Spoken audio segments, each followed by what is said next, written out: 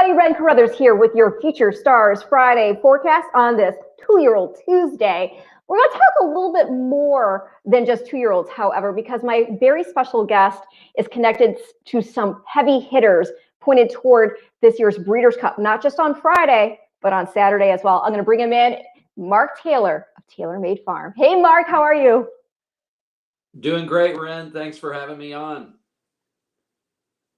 Wow. I mean, we're going to get into the weekend that was in just a couple of minutes. But before we do that, let's take it back to the genesis of Taylor Made. And it really goes back to your father, Joe, right? Yes. My dad worked for John Gaines, who was, one of the pillars that founded the Breeders' Cup. It was kind of his concept. And he was a brilliant visionary man. So my dad worked for the Gaines family for 40 years, and he helped my brother Duncan start TaylorMade. My dad never actually owned any part of TaylorMade or ever actually was on our payroll, but he was definitely our mentor and helped us get going. Are you the baby of the family? I am. I am the youngest of 8. So Duncan, this was his idea. What kind of paces did he put you through? It was funny. Like as Duncan started out, and I think my dad was just trying to find something to keep him busy. Like, hey, why don't you go lease a farm and start boarding some mares? And he was going to UK. And then it kind of took off and gained traction. And as each of my brothers subsequently got out of school, they would just kind of join in and start doing it. So, but they put me, Duncan wasn't too bad on me, but they abused me. They abused me a lot. I mean, by today's standards, it would have been slave labor. It would have been, child abuse, whatever. There was a lot of beating, just a lot of torture, physical, mental. I was definitely the little brother, but I had the ability to turn my mother against them if necessary. Oh. So, yeah, she was my defense mechanism when I needed her. Well, just whatever they put you through, it really got you guys in a position to come together as a team, a solidified team. So I guess the gauntlet that they put through was worth it because look at all the success that you've had. I do want to start things off by talking about the horse that you are probably most well known or most connected with in the minds of the fans, and that would be Unbridled Song, right? Yes, I think he's synonymous with TaylorMade, and in a lot of ways, even though we had done so much and we worked so hard up to that point, he sort of took us to the next level. So we're forever grateful for Unbridled Song and everything he did for us. Well, this is a Breeders' Cup show, and I would be remiss if I didn't let our fans take a look back at the 1995 Breeders' Cup Juvenile featuring Unbridled Song. So let's go ahead. I'm going to share the screen. We're going to share that audio. Take it back. 1995, Unbridled Song. And they're off. Seacliff getting out first, Appealing Skier rushing up on the inside. Honor and Glorious good early speed. And in between horses, Hennessy is right there, and Blushing Jim out of the chute and up the back stretch. And it is Appealing Skier flashing his early speed now out to get the lead. Blushing Jim will put the pressure on now. Seacliff is 4 wide. Hennessy comes on through. He's now running 3rd. Seacliff is 4th. Honor and Glory just off the pace. Now he's back running in 5th position. Unbridled Song is back racing in 6th. He's never been that far behind. O'Dial the Maiden is now 7th. Sampras down on the rail is 8th. Winter Quarters is 9th. Diligence is 10th today. And then farther back, Secreto de Estado. And the 2 trailers are Editor's Note and Etc. Appealing Skier up the backstretch and a blitz through the first quarter in 22-2. Blushing Jim moving to his neck now. Hennessy is poised on the outside now. Hennessy revving up and seizes the lead at the half-mile pole. Hennessy short lead. Blushing Jim right there. On the outside, Seacliff draws into dramatic contention now. Appealing Skier is dropping out of it. Unbridled Song in traffic. Room at the inside for Sampras, who's coming on through. Honor and Glory will be spun out 5 or 6 wide. Winter Quarters in with a chance, but he'll need some running room. O'Dial down inside. Etc. nowhere to go. Wide open in the juveniles. The field turns for home. Unbridled Song taking the lead as the field turns for home. On the outside, Hennessy and those two will come down to the final furlong together. Hennessy in a full-out drive. Unbridled Song giving his all toward the rail. Farther back, Honor and Glory is now running in third. Editor's note is fourth. Unbridled Song and Hennessy in a duel down to the line. Unbridled Song, Hennessy, here's the wire, and it is Unbridled Song who wins by a head. A hard-fought head it was over Hennessy this afternoon in the juvenile. He usually goes right to the lead, not today. Off the pace, a brief but brilliant season for Unbridled Song. What guts he showed. He's 2 years old. And just all the traffic you saw him in, the off conditions, the battle with Hennessy. Did you have any idea when this horse started his career we were going to see a performance like that to cap that 2-year-old season? You know, looking back on it, it's almost like a fairy tale, really, because we had the horse on our farm when he was a weanling. He was part of the Mandy's Land dispersal we were selling, but couldn't get him sold, then got him sold after the sale. He ends up going to Saratoga for the new owner. And then Ernie Paragallo through Buzz Chase buys him at Saratoga and then sends him back to TaylorMade to lay up for like 6 weeks before they send him down to break him. And I just remember just everybody on the farm. This horse always had the ability to just draw everybody's eyes to him, and everybody couldn't believe him. Like when he got back from Saratoga, they were like, have you seen that colt over there that Buzz Chase sent in here? He's a monster. I mean, you got to go look at him. He's unbelievable. So, I mean, I was the yearling manager at that point. So, I mean, you know, he had chipped in. I go over there, I look at him, and he was just this specimen. He was just this freak. So at that point, we had decided we were going to sell 2-year-olds, which we had never done before. You know, we don't have a training facility. We're not trainers. But we got hooked up with Buzz Chase, who said, you know, okay, I want you all to market the horses. He was lifelong friends with Bob Scanlon. Bob is a legendary horseman, unbelievable horseman. So Bob did all the legwork training the horses. We would show up and do the marketing, the presentation, because Bob had no time for any of that. And so we had Unbridled Song at the Barrett's 2-year-old sale, and he ended up topping the sale. 1.4. Yeah, it was incredible. And then he gets turned back because he has a chip in a hind ankle, which, you know, the day he died, that chip was still in his body. I mean, he never had surgery. It never affected him and whatever. It was just there. But the buyer, through his agent, had said, oh, you know, we'll take him, but we want to knock off $300,000 or something. And this was the days before the repository and stuff. So Ernie Paragallo, you know, in his you know, brash, bold nature, said, you know, screw them. I'll win the Breeders' Cup with them. And so we're out there. We were celebrating. There was no place open when we got done with the sale and everything. And so we just look for some place to eat. We go to the Waffle House. So we're like celebrating at the Waffle House because as a young company, you know, we'd made the commission, right? We had gone out there and paid for the trip. We didn't know if this 2-year-old thing was going to work. So we made a nice windfall as a consignor. And then we get the call. It's all unraveling. You're like, oh, we got all these bills. We came out here. We spent 3 weeks in California. Oh, this is a disaster. But little did we know that it was the best thing that ever happened to us because, you know, Ernie predicted it and it all came to fruition on Breeders' Cup Day. And the fact that he broke bad. You know, if the horse would have broke, you know, like he had and just gone to the lead, I think he was kind of a runoff at that point, but he broke bad. He got in behind horses and then he just chilled out, which was amazing. So it all just, I don't know. I still can't believe it, but it worked out great. You know, one of the things I've heard from many people regarding Unbridled Song is he's one of the smartest horses they had encountered. That is so true. His mind was just in a whole different category. I mean, you could go up there and just snap a rope shank on him, even when he was a stallion, and he might nip a little bit or whatever. But he just, like all the great horses, he seemed to be on a different plane intelligence-wise, and he, you know, just always staring off into the distance, just thinking about something, you know, that nobody knew about. But he wasn't stressed out about whatever was going around him.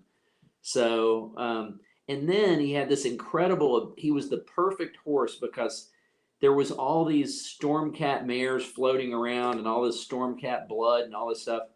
And they tend to be crooked and they tend to be, toed in, offset, a little short-legged, but great body.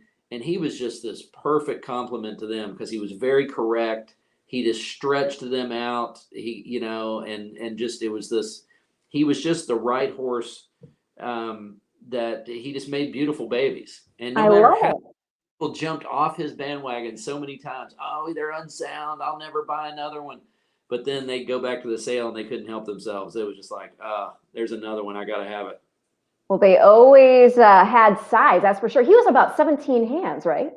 Yes. Yeah, he was a big boy. He was 17, but looking at him, you wouldn't really think that until you got up on him because he was so well balanced and everything was just so that he never looked gawky or too big. You knew he was big, but until you really got up there and you were like, wow, he's a giant. Well, his sire, Unbridled, who won the 1990 Breeders' Cup Classic, was also a giant. So, you see not only the quality, but that size being passed along to the progeny. And as a sire, I mean, what he did was tremendous. As far as the Breeders' Cup goes, 6 Breeders' Cup winners. Arrogate, of course, winning the 2016 Classic. Forever Unbridled, winning the 2017 Distaff. Liam's Map, who we'll talk about a little bit later, winning the Dirt Mile in 2015 and setting a record doing it. Midshipman, winning the Juvenile in 2008. Unbridled Elaine, the Distaff in 2001, and another Distaff winner in Unrivaled Belle in 2010. We were all very excited about Arrogate going to stud and representing his late sire. I know he wasn't standing there at TaylorMade, but I'm sure that the news of his passing affected you as well over there. Well, it did.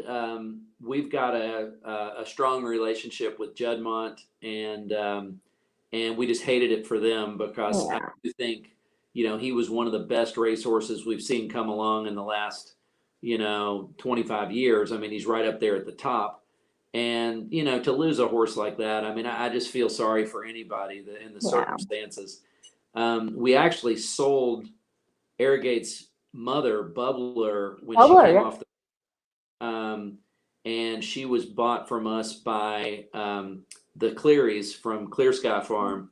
And so, we've really followed that close. I remember when Arrogate was a yearling, Clear Sky sells all their own horses. The only time that we'll sell for them is sometime in the November sale. If they're busy, we'll sell a few for them.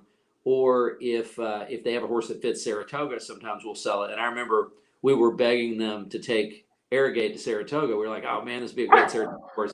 That didn't happen, but he's a great horse. And, I hope he goes on and does big things. That's the one void in Unbridled Song's resume, is having a son that really got to that elite level. Liam's Map is knocking on the door. And hopefully, Arrogate, even though he was, abbreviated career, hopefully has big time success. Oh, the foals I've seen are beautiful. One of those foals is actually out of Songbird, who you have a connection with. Can you tell our viewers what that is? Yeah, well, Songbird obviously was raced by Fox Hill Farm, who is a longtime, owned by a longtime friend and customer in Rick Porter.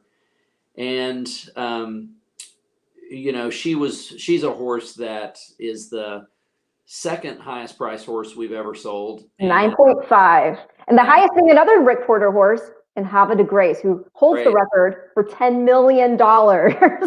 Yeah, the biggest testimonial to Rick Porter's program is he's sold dozens of horses with us, but if you just take the ones that brought $1 million, okay? There's 13 horses he's sold with us that have brought at least 7 figures, and those 13 grossed $41 million. So, and that's a product of his racing program. A few of them were mares that he bought to breed and flip, but most of them were horses, Round Pond, Songbird, Havre de Grace, all these great mares. Yeah.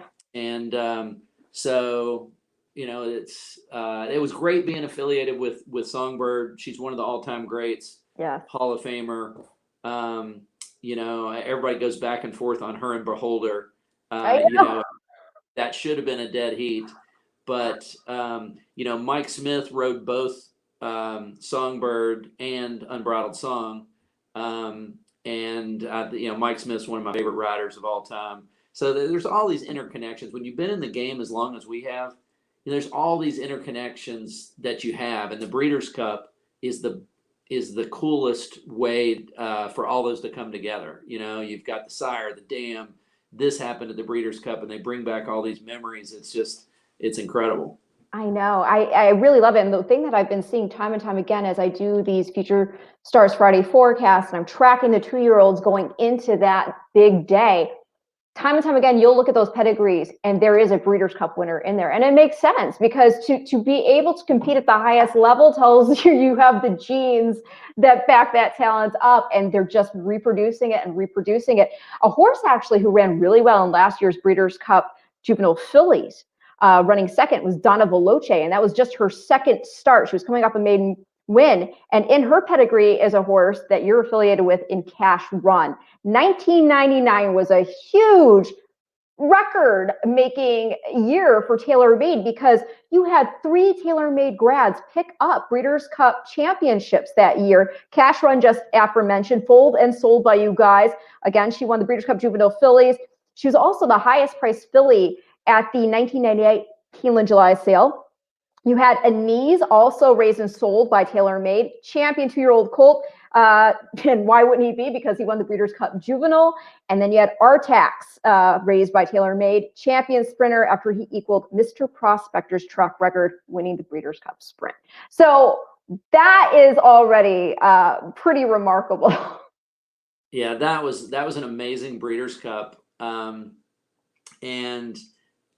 If I can, I'll make this brief, but there's a great story. Oh, no, you can elaborate as much as you want. Okay, so Cash Run, when we were selling her at the Keeneland July sale, these are the anxious moments you go through as a consignor. She was this just beautiful, just specimen of a horse, seeking the gold, just beautiful, bred by Shell Evans, who's one of the best breeders in the country.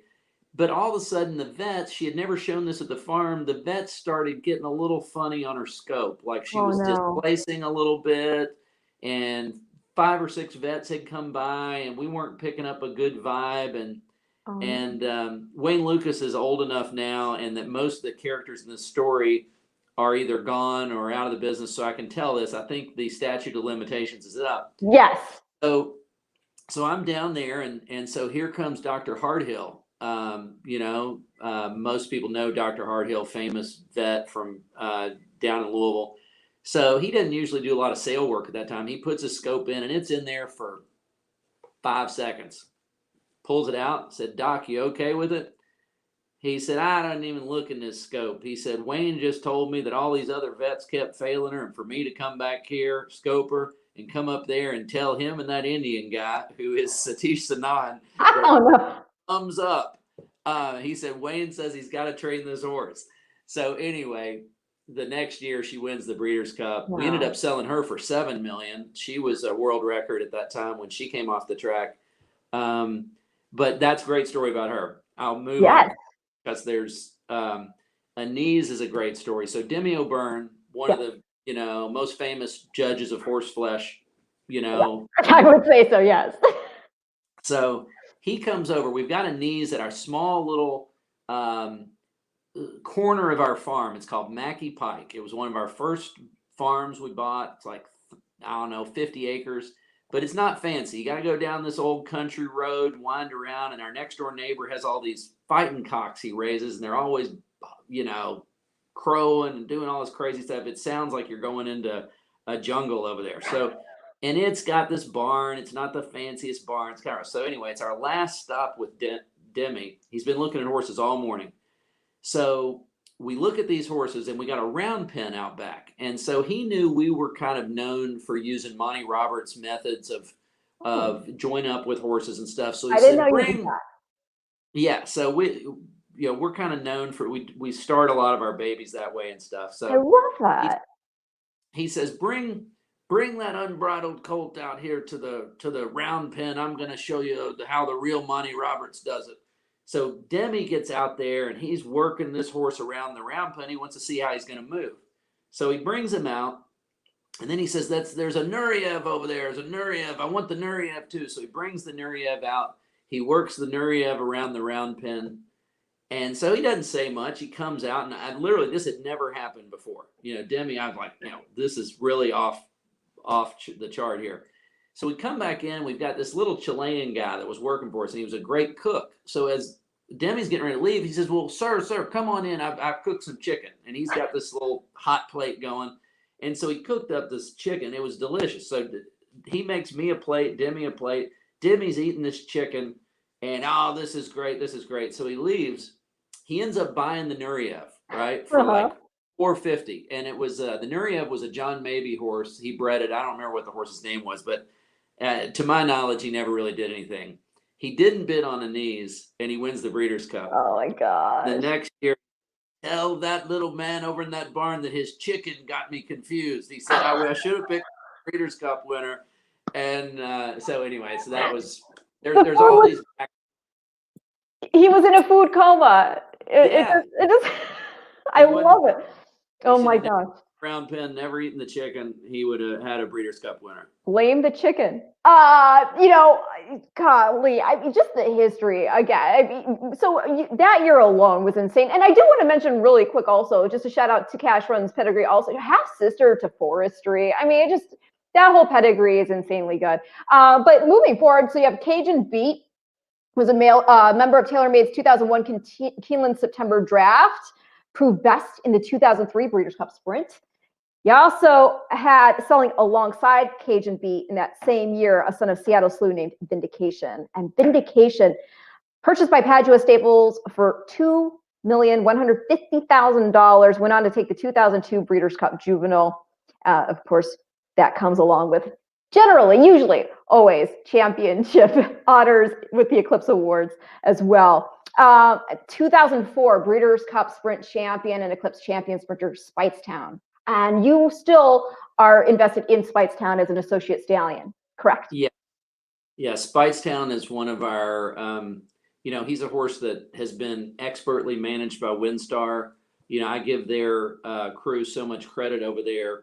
He had a lot of issues early in his career with colic, and they couldn't figure out what was going on. They finally got it figured out of how they needed to manage him. And he's had an incredible career. Oh, yeah.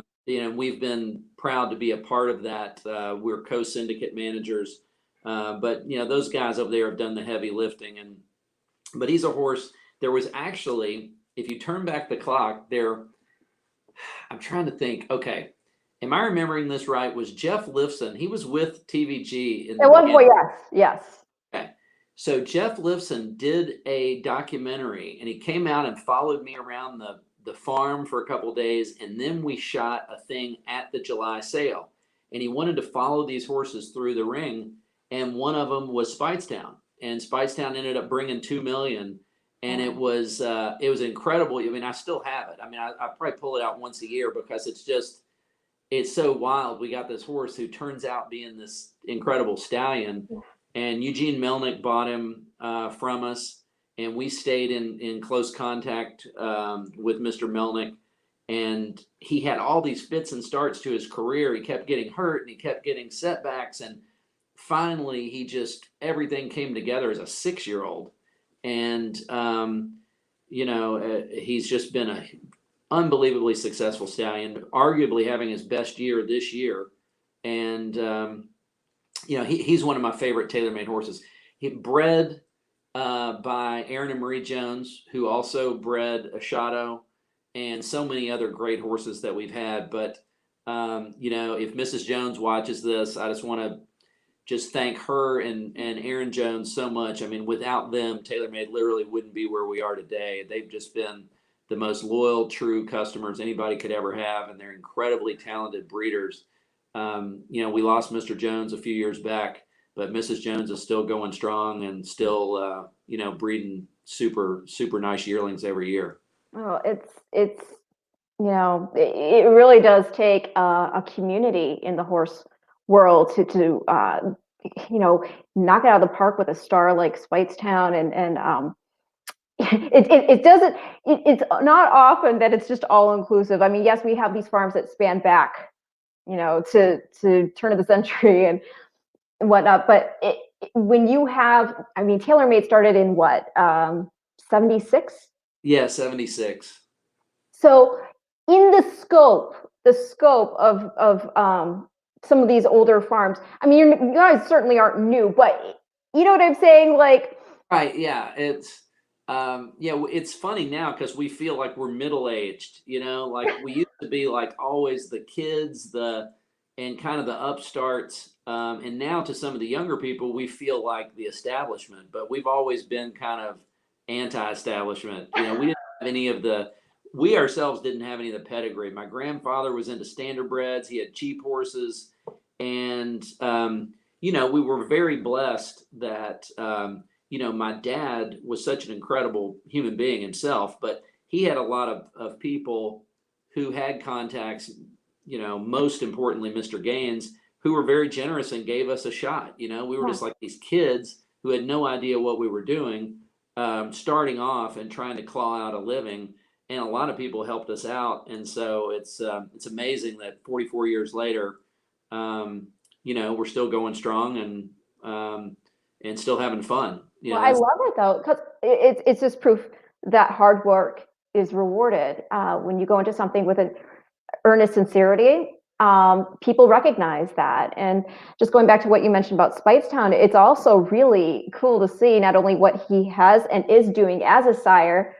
Even just last year, he had a Breeders' Cup winner in Sharing, daughter of yeah. I mean, winning the Breeders' Cup Juvenile Fillies Turf, and now she's back at it this year, proving that she's just getting better. But also, as a sire of sires, we're seeing Munnings just knock it out of the park, and Speightster's a new freshman sire. Yeah. It's very cool to see that. And he's getting, he's gotten 2-turn horses, which in the beginning everybody questioned whether he could do that. He can get surface versatility. Yeah, world-class turf horses. He's starting to get more 2-year-olds now. I never envisioned him as a really precocious, 2-year-old sire, but he's just such a cool horse. He's just what the breed needs more of. A horse you can breed to a lot of different kinds of mares, depending on what you're looking for. He gets a good-looking horse. He's one of the few horses that has started his career here, and I think he does have some respect in Europe. I mean, he hasn't had a ton of opportunity there, but, like Shadwell, I know they've really supported him. They've had a ton of success with him. So he's just an amazing horse. I'm just so glad that he's still going. And in the later years, he's kind of like Unbridled Song. If you look at Unbridled Song, I think that people figured out how to train his colts. If you look at his last few crops, he had Will Take Charge, he had Gradar, he had Liam's Map, he had Arrogate, and he had Cross Traffic. Those were all like his last 4 crops. And I think people finally figured out that, yeah, these horses are fast.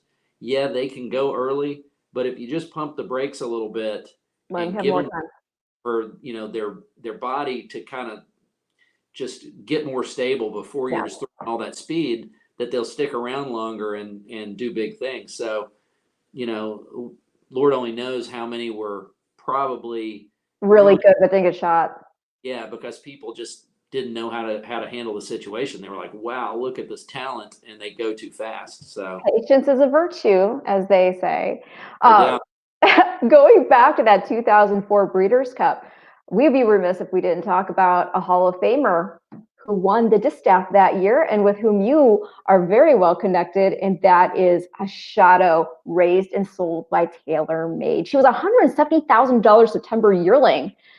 So it's amazing. Again, inducted into the Hall of Fame in 2014. Eclipse Award champion 3-year-old filly of 2004. That's the same year she won the distaff. She had been second in the Breeders' Cup Juvenile Fillies the year prior.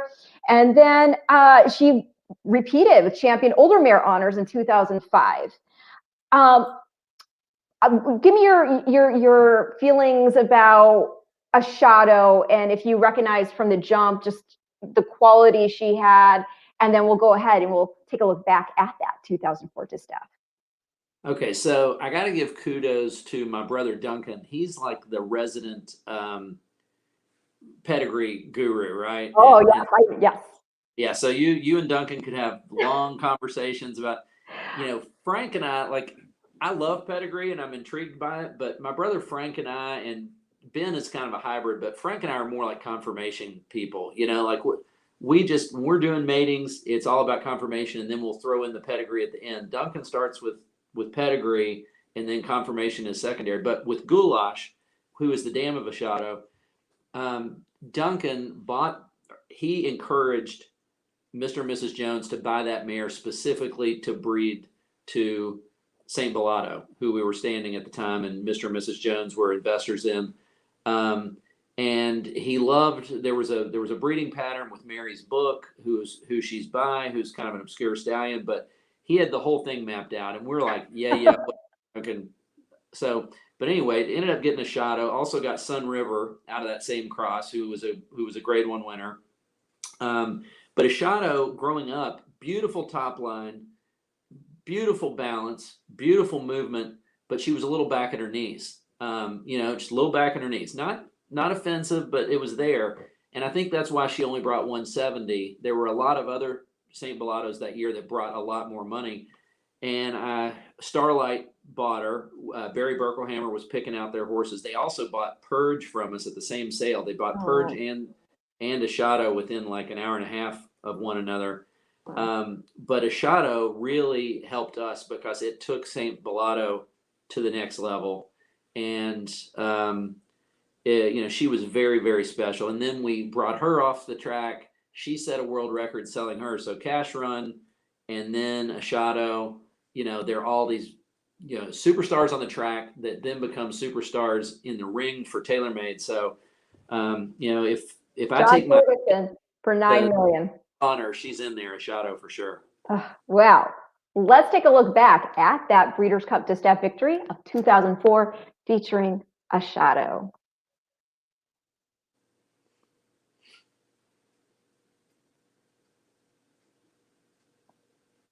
Jane moves into the line, ready for the start, and they're off. And Ashado breaks all the way down toward the inside. Tamwheel with early speed today. Ella backs off just a little bit.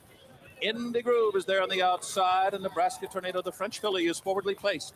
So they make their way for the clubhouse turn. And it will be Tamwheel to take the field there.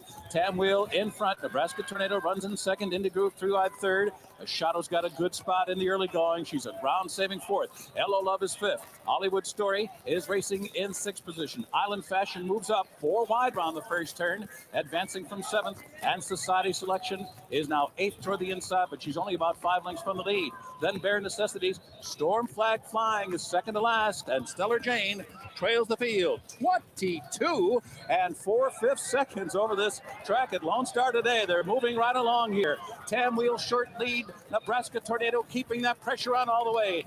The long shot Indie Groove with the pacemakers running 3 wide. Island Fashion poised for the final half mile on the far outside. They ran a half in 46 and 3/5 seconds. So the field moves into the far turn now. Tamwheel still on that lead. Tamwheel trying to take it all the way on the lead. On the outside, Island Fashion now makes that final move for the lead now. Indie Group trying to stay with those two. Ashado right there, waiting for some running room now as they make their way toward the top of the stretch. Stellar Jane is also right there. Ella Love on the outside. Storm Flag Flying is 5 lengths from the lead. Nebraska Tornadoes dropped out of it. They're off the turn into the stretch. Tamwheel goes down. Into the breach goes Ashado. And Ashado comes away with the lead. Storm Flag Flying is in behind horses. On the outside, it's Stellar Jane coming down to the finish. Ashado in front and trying to hold on. And at the wire, it is Ashado who wins by almost 2 lengths. Storm Flag Flying came on to be second. Stellar Jane was third, and Tamwheel was fourth.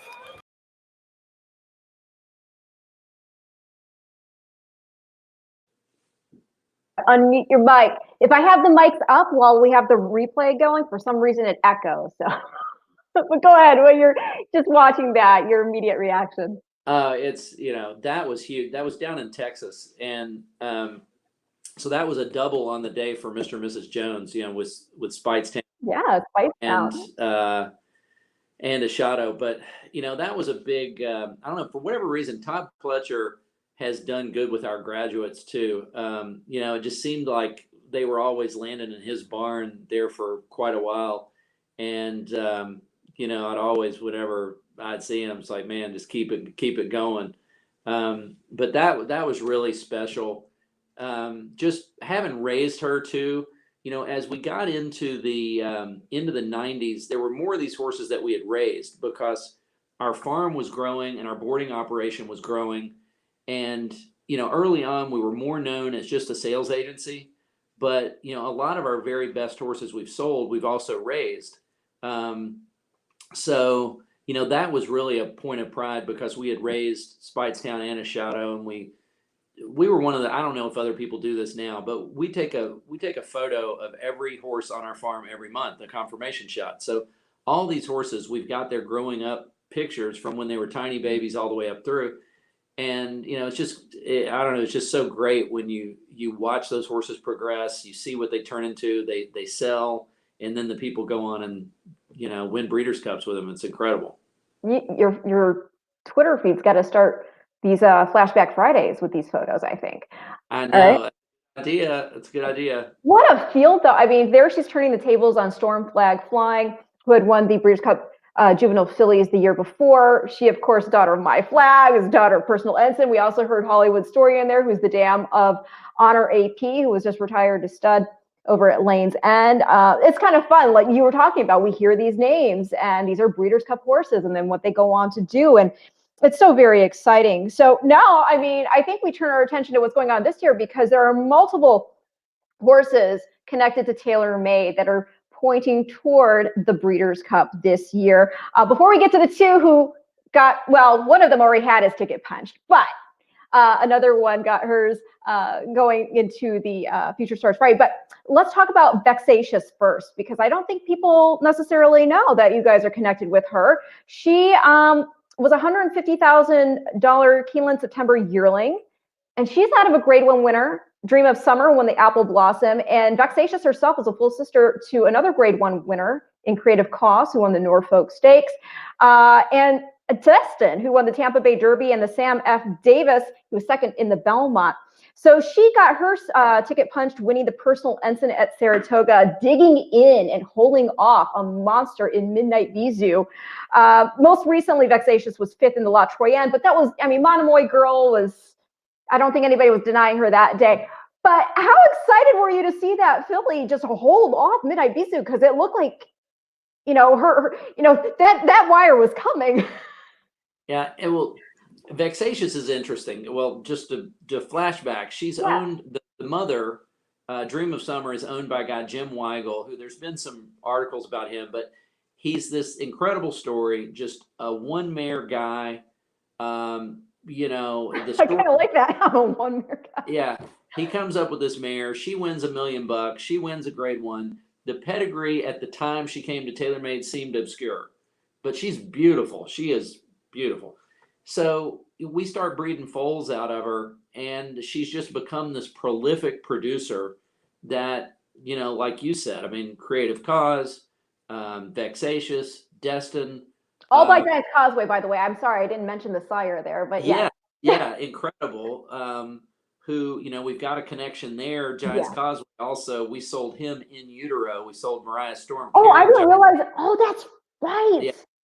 So, and then that ties back in with Not This Time. Yes. You know, all coming full circle. But I love it.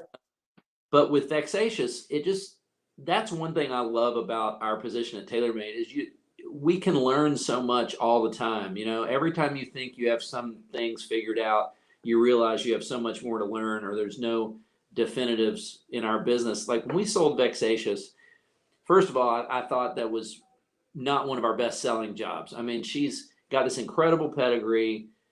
She's a Giants Causeway filly. I give credit to Charlie Bowden and to Eddie Kane. She was a full share between Coolmore and Mr. Weigel. So originally Coolmore just bought Mr. Weigel out. But I think it was by default. They said, hey, we're going to protect her a little bit. And then Eddie and Charlie, we got them lined up to go over there, and they bought her back from Coolmore. So if you look at the result sheet, I think it says BBA Ireland bought her. And so it was a little bit of a funny deal there where Coolmore just, well, we'll protect her to a certain degree, but I don't think they were looking for fillies at the time. Long story short, I always thought when we had her, I said, that's a nice filly. I thought she was definitely a grass filly. So then she goes through her career, and for a while they kept running her on the grass, and she had some success on the grass. And I was like, yeah, she looked like a grass filly. She didn't have a huge hip on her, very elegant neck and shoulder, good balance, but she just lacked a little bit of power behind. But then as these fillies and mares, if you give them time, they do develop. They get stronger, they get more mature. And so then they put her on the dirt, and she just turns into this monster this year. And good for the team at Calumet and Brad Kelly and Eddie Kane, and very happy for them. She's worth a fortune. Dream of Summer is still going. She's still going strong on TaylorMade. Got a hell of a foal this year. Really nice. By who? Yeah. Uncle Mo. Oh wow. Yeah. So Coolmore's been really good with Mr. Weigel. I mean, he's never one to put in stud fees. He does fall shares with them a lot. She also has a 2-year-old, but not this time, that Bill Kasner bought. Just ran second a couple weeks ago. Her name's Hippie Cowgirl. Remains to be seen how good she's going to be, but she was nice too. So anyway, that's been a great story of just somebody who everybody thinks about TaylorMade selling these big mares, but sometimes people just send us high-class race mares, and it's fun just to raise foals out of them, and that's awesome. Keep the story going. Well, we're going to be tracking that story. Another great story is your connection with Serengeti Empress. Can people believe that Serengeti Empress, yes, Kentucky Oaks winning Serengeti Empress who put in, for me, one of the most exciting performances we've seen this year in winning the Ballerina Stakes. That half she put in was insane. But believe it or not, she sold for only $25,000 at Keeneland November Mixed. So, hello, what's going on?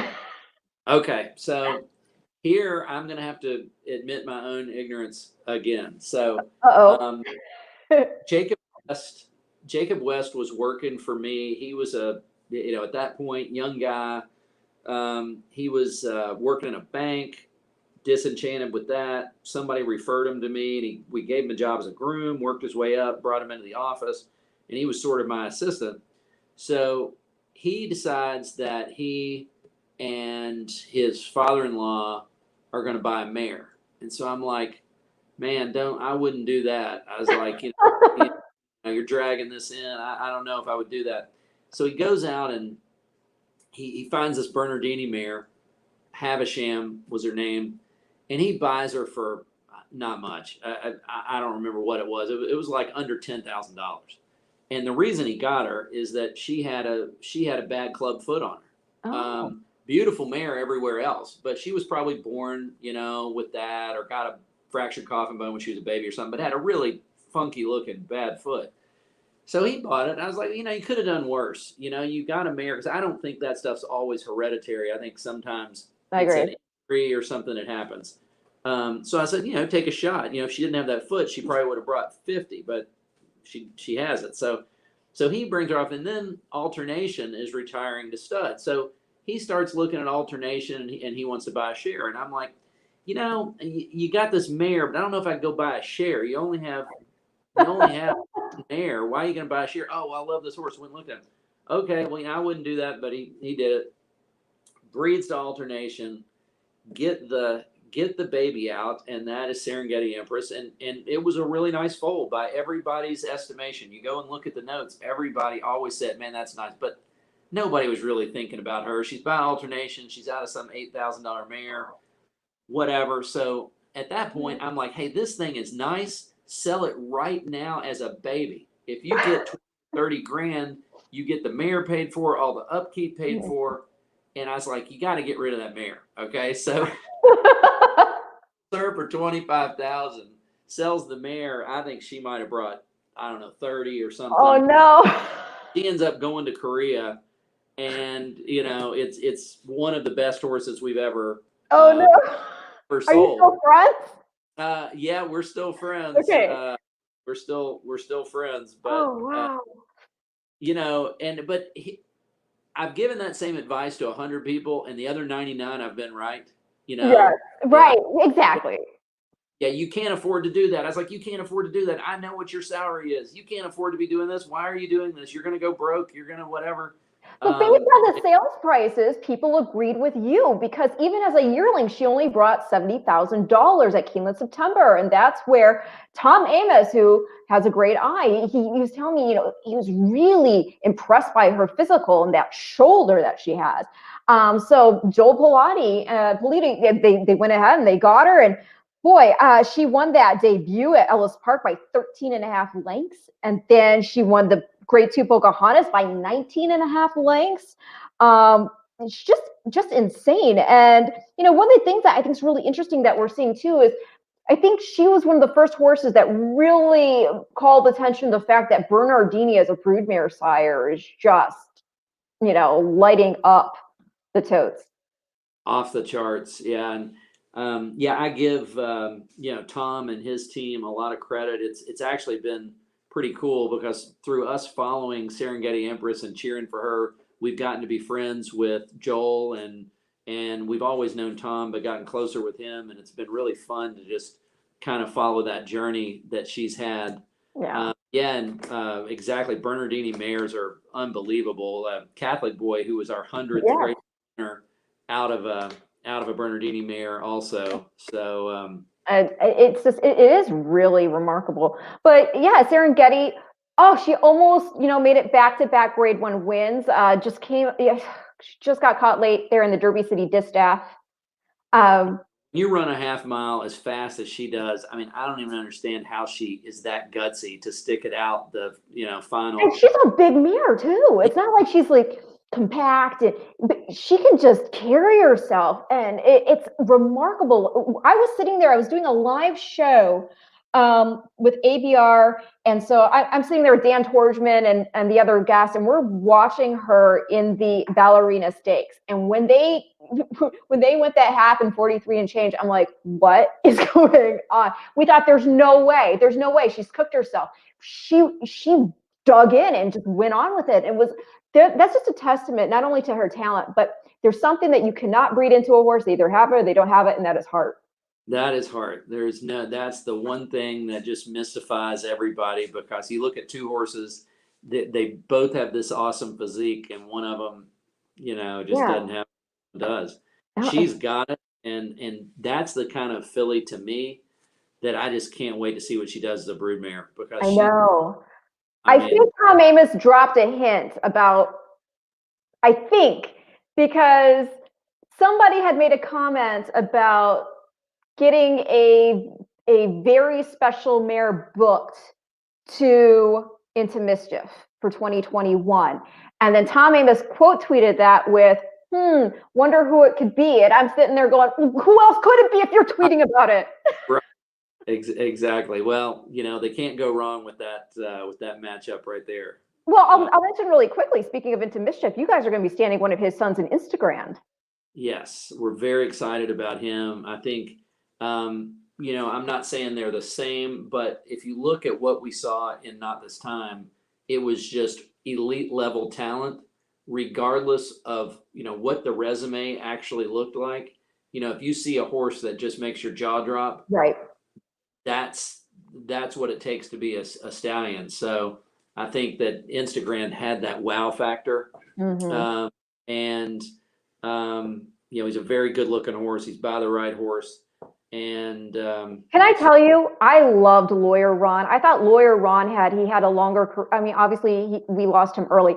I think he was on his way to being a really, really good, important sire. I do too. He really got off to a great start, and I can't remember how many crops did he actually. It was like I don't remember either, but it was a short career, because I forget what was it. Colic?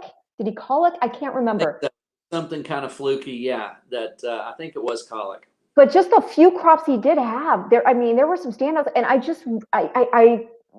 think that what we're seeing also is, you've got the Into Mischief in there, but Lawyer Ron, and I think you really are going to be able to get a very interesting book of mares for this stud. I think so.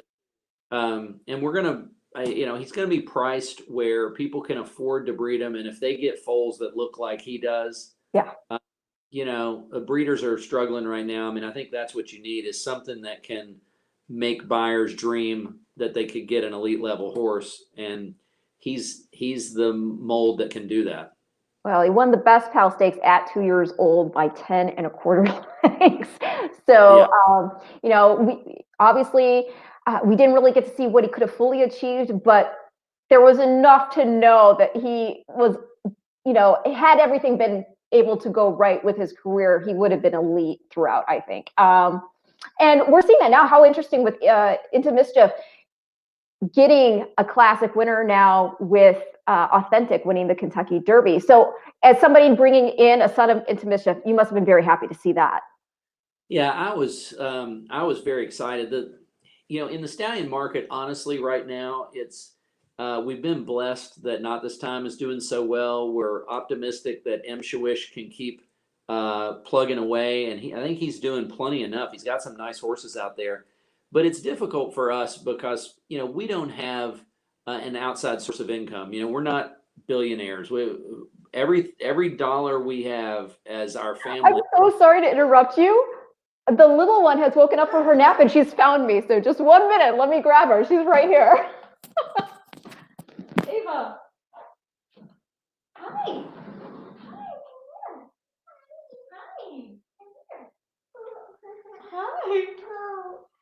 Hi. Hi. Hey. Oh my goodness. She didn't nap quite as long as she sometimes does, but hey, everybody, Ava. Hey, Ava. So yeah, let me see here. Got to get this back in. This will be interesting. For those of you out there who don't know, my regular babysitter, Matt Carruthers, is unavailable to watch our child today. So Ava was napping. We were going to hope that she would have napped through the show, but that's not going to happen, apparently. But that's all right. So there she is. Uh-oh, you want down? All right. I'm going to let her walk around, I guess. But so what we're talking about, progeny, where did we leave off? We were talking about, we're talking about like our kind of how we're up against it in the stallion business is, the real like obvious horses that are the classic winners, the Breeders' Cup winners a lot. We try to get them bought. We want to, but in a lot of cases we just don't have the money to do it. And right. Mr. Jones, Aaron Jones was kind of our backer for a long time, and he would put up the money to help us get stallion deals done. And then we partnered with WinStar quite a bit for a while. But in recent years, it's been difficult. So it's just a real blessing that some horses we took flyers on are starting to pan out. And, Larry Best being involved with Instagram, I think, is a big draw for us because right. you somebody behind the horse that can buy his babies, support him at the 2-year-old sales, breed mares to him. Having somebody with that passion behind your stallion gives them a lot better chance than if they're just out there winging it on their own. Oh, definitely. And you've got a great roster there. In addition to Instagram, you've got Daddy Longlegs, the son of Scat Daddy. You've got Midnight Storm, who its first yearlings are this year. I'm sure which whom we've mentioned, and Not This Time. And that's where, going back to what we're talking about with these winning your ins, the Chandelier, we saw Princess Noor, who already Not This Time, son of Giant's Causeway, half brother to Liam's Map out of Miss Macy's Shoe. If you go back in that pedigree, Not This Time's fifth dam is Tawi. Tawi was already insane, Hall of Famer, half sister to another Hall of Famer, and one of the best horses we've ever seen in Dr. Fager. So that line right there is already insane. But Princess Noor, again, a first crop representative of Not This Time. 3 for 3 in her career. She was coming off a win in the Grade 1 Del Mar debutante. And then she went in there the Chandelier and she blew him out by 8 1/4 lengths. That's got it. And I should mention Breeders' Cup, of course. She's out of a mare by Wilco, who won the 2004 Breeders' Cup Juvenile. But for you, watching this filly, that's got to feel so good. It really did. It's just so exciting. And there again, not only because we have the stallion, but we sold her as a yearling. We were very, very familiar with her growing up. She was bred by, good clients of ours at Sumaya.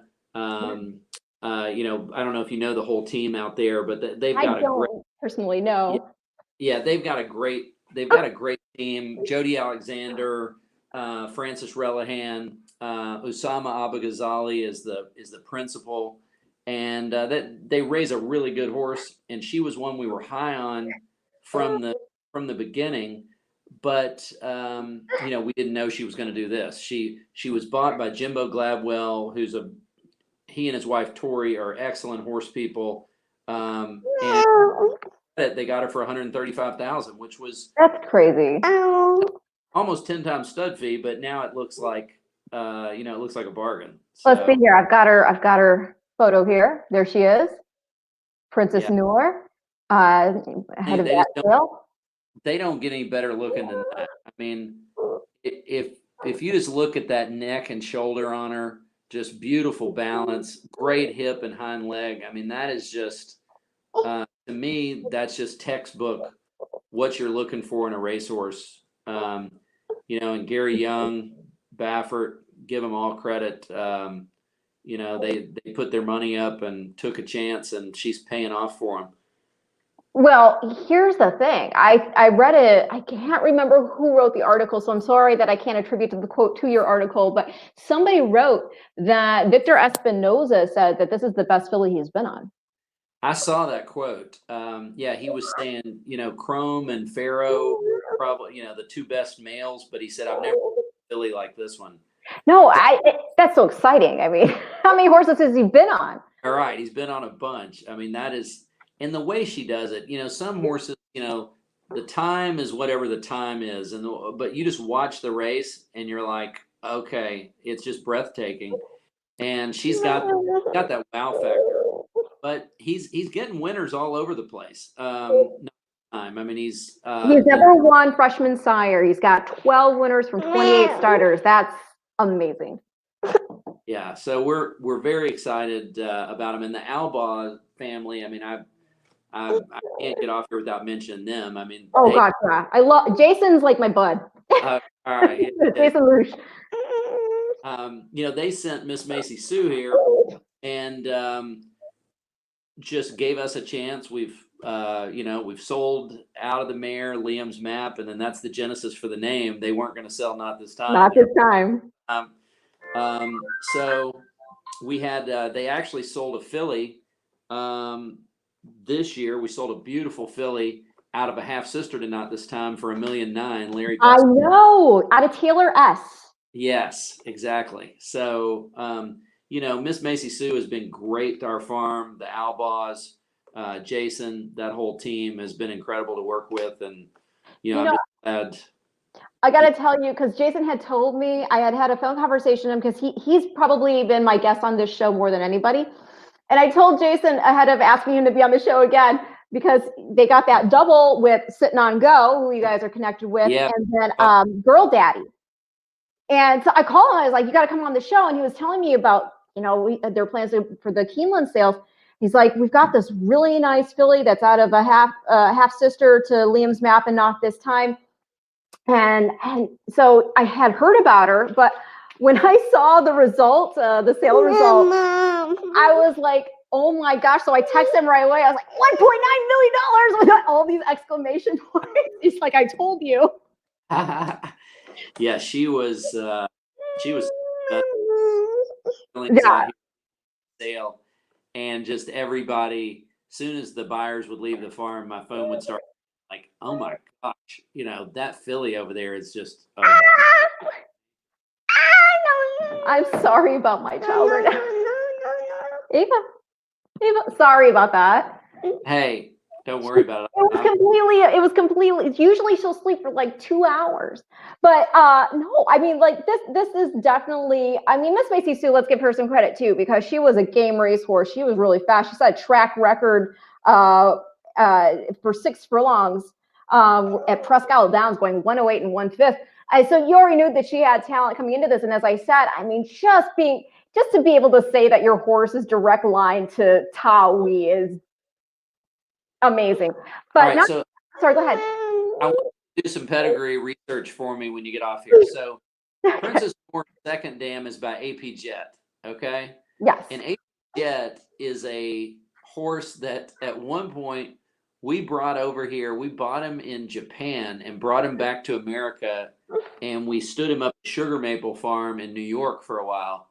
And he had some decent horses, didn't quite make it. But I think he goes back to that same family. I think he goes back. He's a tartan horse. You got to dig around on that because I haven't explored it enough. But once we started talking, I was like, I think that I think there might be a tie-in there. I think you might be right, Sue. I will definitely check out. I know he's out of. Oh yeah, so we'll check that out there. I will definitely get back with you on that. But yeah, as far as this filly goes, so she won the Chandelier, and we're going to be looking forward to her going into the juvenile fillies. Bob Baffert doesn't think, Bob Baffert is very confident, I think, in this filly. He's got to feel good about her at this point. Just, I mean, I'm sorry. It's so distracting. I apologize for all those who are watching, too. Don't worry about it. This is what it's all about. It's family entertainment. I'm going to show a replay. I'm going to show the replay of the Chandelier Stakes, and then I'm going to leave your mic up, and I'm going to have you watch the Chandelier Stakes, and I'm going to run her back upstairs and get her a snack, and then I think we'll be okay. All right, here we go. Chandelier Stakes. Sharing the screen. Chrome tab. Share audio. Chandelier. Share. And here we go. They're in the gate. Come on, Ava. And they're off in the Chandelier. Illumination is very quick away from there. Varda has some speed too. Make Mischief. Princess Noor along the inside is also eager, and there she goes. Princess Noor coming through along the inside. A little bit of traffic into the first turn, but it opens up now for Princess Noor, who's on the inside of Illumination. Illumination has the lead. Miss Costa Rica takes second, and Princess Noor is down on the rail. Then it's Varda fourth, about 3 off the pace. Make Mischief at the back of a compact field. 6 furlongs to run. Illumination to catch. 3/4 of a length. Miss Costa Rica is in second, and then comes Princess Noor under a tight hold in third. Varda accompanies her 2 lengths in front of Make Mischief. They're heading toward the half-mile pole in the Chandelier Stakes, and it's Illumination carving out the fractions. 3/4 of a length to Miss Costa Rica. Varda and Princess Noor right together. Princess Noor now finding a seam 1 from the outside, and we'll go after Illumination now. It's Illumination in front as Princess Noor moves clearly into second. Varda takes third. Miss Costa Rica weak in fourth, and then Make Mischief. Around the far turn, Princess Noor cruising up to Illumination, inhales her at the quarter pole. Varda is 2.5 behind in third. Another 4 back to Miss Costa Rica. They're at the top of the stretch. And Princess Noor is strutting her stuff, opening up with authority. Varda moving into second, followed by Illumination in third. She's the real deal. Princess Noor, a thoroughly dominant performance in the Chandelier as she will march toward the Breeders' Cup Juvenile Fillies. Varda second, photo for third, Miss Costa Rica, and Illumination.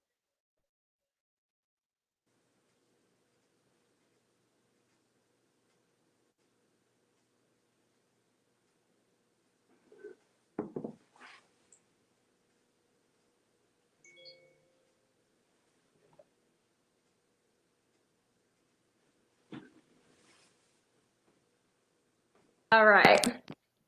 Do you hear me now? Yes. All right. Happy. Yeah, I was just saying that it doesn't get much more dominant than that. No, she was just in a league of her own the whole way around there, and just so efficient the way, I wasn't really worried about the 2 turns, but you never know. But right. Pretty much answered any questions we had about that. So it's definitely exciting. What I like is that she can rate a little bit. I like the way, they kind of had her boxed in, and Victor, got her out there, and then she went. But I think it's important when these fillies are heading up to Breeders' Cup races that they've had a few different experiences. It's not just like go to the front and blow everybody's doors off, because, Right. depending on what happens, that may not be an option. No, and it also it's one of the reasons why time and time again we see the horses who have that type of intelligent mindset that they're willing to rate, that really do ultimately prevail in these big Grade 1 races. So already, like I said, to have a filly like this representing your sire in just his first crop, what's the buzz been like? Is your phone ringing off the hook? Is there still an opening to get my mare booked? I mean. Yeah, it's the Unbridled Song died in 2013. So, Chrome kind of came along and he hit it big. So 2016 had a lot of just, you could just feel the emotion around the building, like really high when California Chrome was doing his thing, even before he came to stud.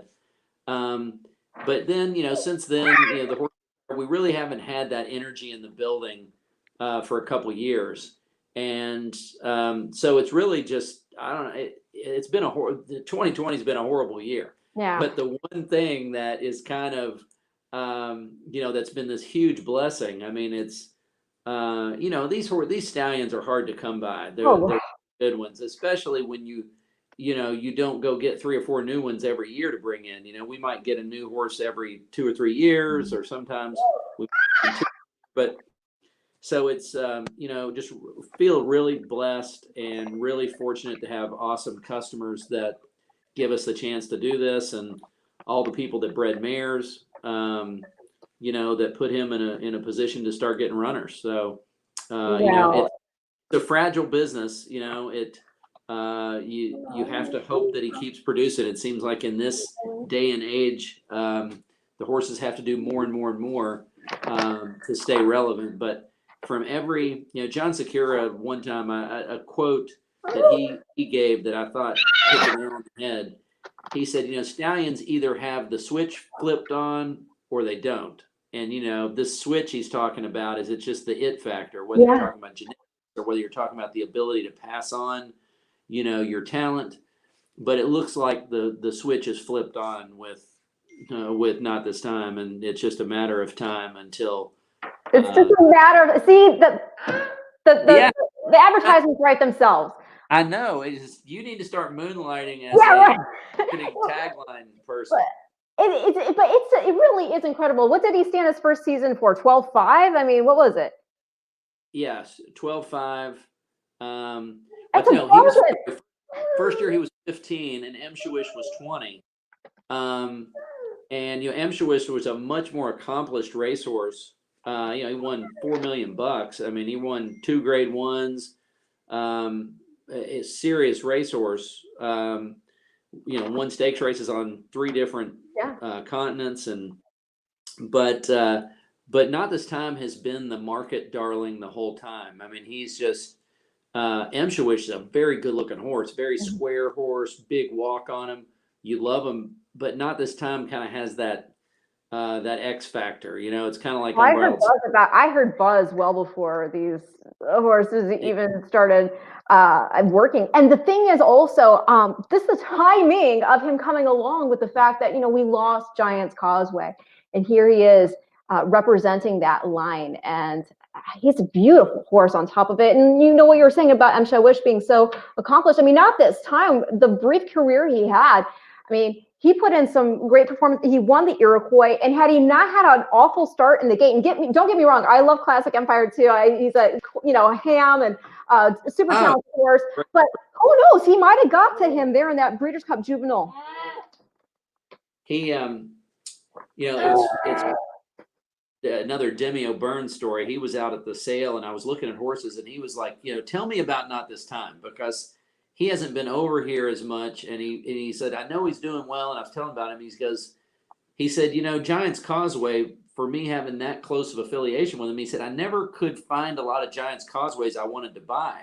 But I showed Demi like 3 Not This Times. And he's like, now, I can buy these kind of horses, so I think he's a horse that, I think sky's the limit. We don't know it's so early and the sample size is so small. But I think he could end up being an international horse too. I mean, I think I would love to see some of these horses go to Europe or try that route, because Giants Causeway was so versatile. He could do anything, and these horses move well. I don't know. I think it's just we don't know where it's going to go from here. All we know is it looks like he's throwing runners. Well, it's all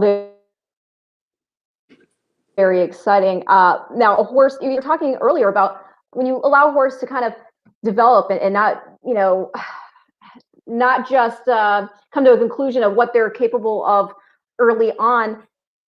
A horse that already had a lot of hopes going, and people were very excited about, but didn't really actually realize it to the fullest extent until it seems this year, is a horse you also have a connection with, and that is this guy, Improbable. I mean, let's talk about this because, and yes, they had high hopes from him early. They did. And he was a grade 1 winner at 2 years old. He won the Cash Call Futurity. But then the 3-year-old season didn't really come together. But now, I mean, we just saw him win the Awesome Again Stakes this weekend, but he had already punched his ticket to the Breeders' Cup Longines Classic in the Whitney. So it was just, why not get it punched twice, right? So yeah, he's won the Hollywood Gold Cup this year. He's won the Whitney Stakes, as aforementioned, and now the Awesome Again. The son is City Zip, and he's actually from the female family of Hard Spun. And the thing that I find is interesting, that second dam, Our Rite of Spring, that's his grandmother for the layman's out there. Our Rite of Spring, she was a stakes winner. It says in here, if you look at a catalog page, it'll say that she's a half-sister to Hard Spun, and that's technically true, but they're more closely related to that, because while Hard Spun himself is by Danzig, a son of Northern Dancer, Our Rite of Spring is by Stravinsky, who's by Nureyev, who's by Northern Dancer. So they're more closely related than half. They're not quite 3/4, but I always like pointing that out. So he's already got like this amazing pedigree. He's out of Rare Event, who's by AP Indy, won the Breeders' Cup Classic, is in the Hall of Fame. But like I said, they really had high hopes from him early on. They were calling him Little Justify. And it just didn't come together again in that 3-year-old season. So what did you make of this whole thing? First of all, just go back to your connection with the horse and having him prep there at TaylorMade. Well, first of all, I want to give credit to my niece, Katie Taylor, and my brother Frank, along with our retired farm manager now, John Hall, who's one of the greatest human beings ever to walk the face of the earth. They found Improbable and picked him out as a weanling. So I had zero to do with that. For $110,000 at Keeneland November. Right. But once they brought him to the farm, I was looking at him, every couple months, and I just always was impressed with the horse. That to me, he looked like a stretchier City Zip. He had the balance and the power, but he just had a little bit more scope to him. He didn't. A lot of the City Zips are nice, but they look like they're going to be turf sprinters, or they're going to be just quick, have a limit on how far they can go. He never looked like that. He looked like he could be a route horse easily. And then WinStar they pick out really nice horses. I've always known Elliott. I've known he's a top class horseman, but I never really knew David Hanley till probably the last 5 years. And I do think he's a super talent. I love the way he looks at horses. He's got a great memory. And I remember he was out here the next year when Improbable was getting ready to run. He was at the farm, I was talking to him somewhere, and he said, wow, he goes, I think that horse is the real deal. And this was before he'd ever run anything like that. So it's a cool story. He comes out as a 2-year-old, wins the grade 1. You think sky's the limit. I think he been the favorite. Was he the favorite for the Derby? I think he was going into the Derby favored. And so got it. Okay, Baffert has talked a lot about how the horse would out. Like he wasn't great in the gate, the crowd noise, all that stuff. So the worst thing, the Derby is the most traumatizing for any horse that has that. So if you look at it, the Derby, he didn't run terrible, but then he kind of lost his way for a while, and the rest of his 3-year-old year was this kind of muddled, just nothing great. And you're just, I honestly, I kind of thought that horse is never going to get back to where he was. but flip the script to 2020, and maybe he's one of the few beneficiaries of COVID. You know, we have these tracks that aren't packed. He gets to go in there and not deal with crowd noise, jam-packed paddocks, that kind of stuff. I hadn't thought of that. That's such a good point. Yeah, I don't know if that has anything to do with it or not. But maybe he's just got his head on straight now. Maybe he's more mature mentally. Right. And now I think he's got so much confidence. Like with these horses, I think confidence is the one for people who are watching that maybe aren't horse people all the time. I mean, horses are like athletes. You know, if you see a pitcher or a batter or a basketball player shooting free throws, you know, they can be invincible. And then they hit a cold streak and they lose their confidence. And next thing you know, they're just a wreck. Right. And horses are the same way. I think when things aren't going right and they're not comfortable and they can't figure out how they want to run or what it is, they lose their confidence. But if they get it back, that confidence is a powerful thing. If they have the athletic ability, and I think what you're seeing now is a horse just coming into full bloom, like just boom. And not just mentally, but physically, he looks tremendous. Yeah. Elliot was busting on me on Twitter the other day saying, him, you know, how they bought him for $200,000. I said, hey, I'll take the abuse. Just make sure you save me some seasons because right on. Because again, that is a stallion's pedigree. You've got, again, third dam there is Turkish Tryst, again, the dam of hard spun. And then also, it's kind of fun. We got the Preakness coming up this Saturday, and also in the pedigree is a Preakness winner in Little Current, who is champion 3-year-old colt. So it's a really great pedigree, and now we're seeing that actually play out on the track. And so it's got to feel extra rewarding that, you know, this is a horse that did show you the talent at 2, and whatever happened in that little middle point, he's got it put together now and is going into the Longines Classic now with 3 consecutive grade 1 wins. Who do you think is going to be the biggest threat to him in that race? Do you think maybe Maximum Security just didn't fire in the Awesome again? Do you think it's actually Tom's d'Etat who fell out of the gate basically in the Whitney Stakes? Who's your biggest competition? You know, I think that Maximum Security, I wouldn't, you know, I'm not down on that horse. It looked like to me, it was almost like the way, now if you look at the way that Tiz the Law ran in the race prior to the Derby, it was like on that conversation too. Yeah, Tiz the Law. I mean, you look at the way he ran. He ran his ultimate peak race before the Derby, one race too soon, I think. And I think of what you saw in the Derby, he still ran very well, but he was just a little bit flat. He didn't have, you know, quite that punch. Yeah. So, you know, I wouldn't put it past Maximum Security to turn the tables and give Improbable a hell of a run. Tom's d'Etat, I'm a little biased there because we bought some shares in him. I think he's a horse that he got good later in his career, kind of like a Speightstown. But I think that horse has really high level talent, and I think you know, he could definitely be a threat. It's going to be a wild card going into Keeneland. You know, it's a different track, different situation. But I think Tiz the Law also is a, you know, I think he's a major danger. You know, nothing against the other 3-year-olds, but I think when that horse is on his game, he's special.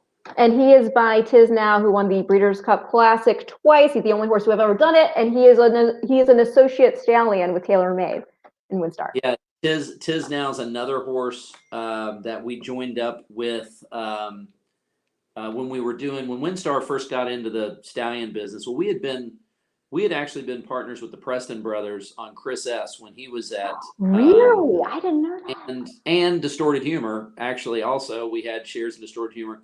And then when Kenny and Bill bought the Preston brothers out, you know, the stallion game was kind of a new thing to them. Doug Cotham was there, and we'd known Doug for a long time and been very close with his family.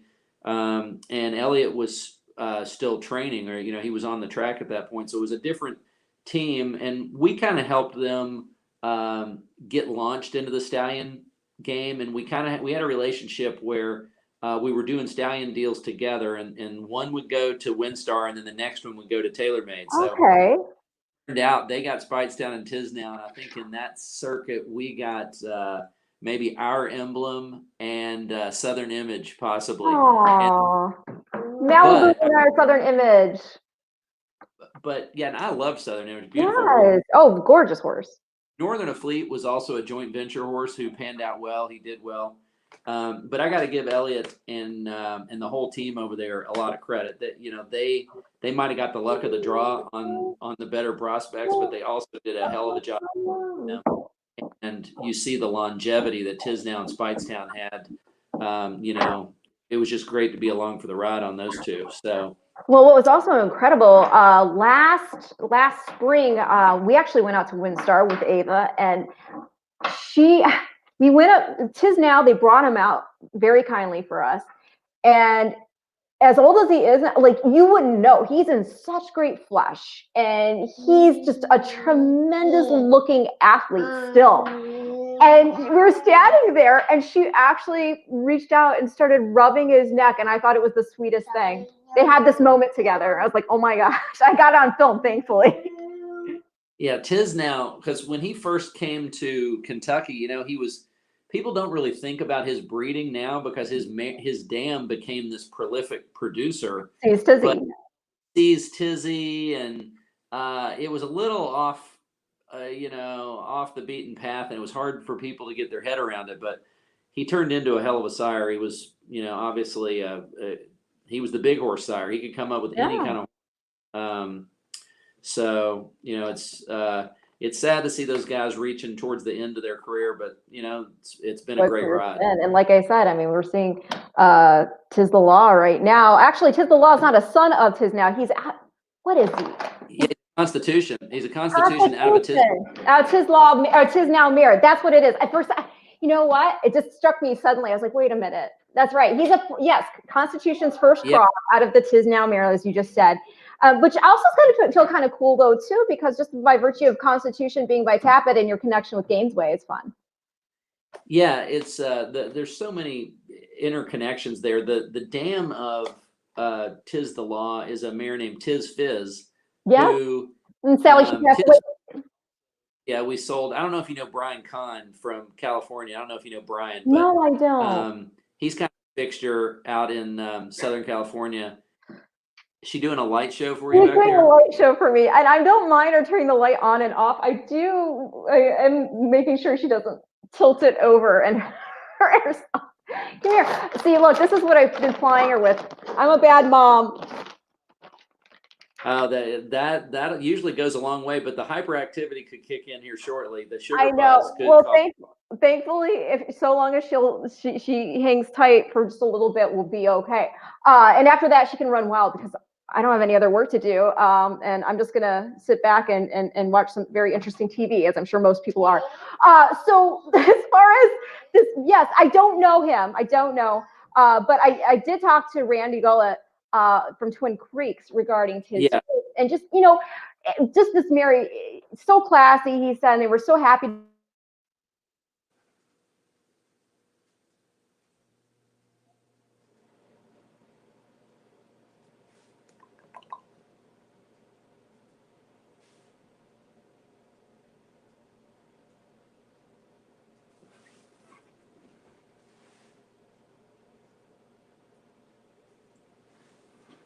Ren, can you hear me?